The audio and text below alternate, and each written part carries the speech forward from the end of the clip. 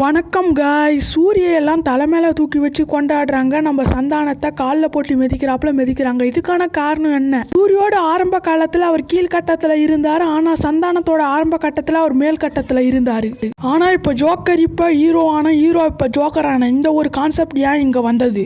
ஏன் சூரியெல்லாம் தலை மேலே வச்சு கொண்டாடுறாங்க அப்படின்றது தாங்க இந்த வீடியோவில் நம்ம பார்க்க போகிறோம்.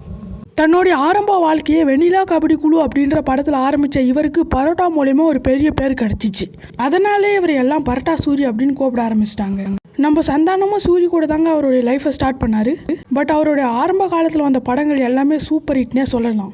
சூரிக்கு அதுக்கப்புறம் வந்த ஒரு 10 படமும் எவ்வளோதாங்க ஹிட் ஆயிருக்கும். சந்தானமுடைய எல்லா படமும் ஹிட். ஆனால் இப்போ பார்த்தீங்கன்னா சூரி டாப்பில் இருக்காரு. அவருக்கு 2023 வந்த விடுதலை அப்படின்ற படம் பிளாக் பஸ்டர் ஹிட்.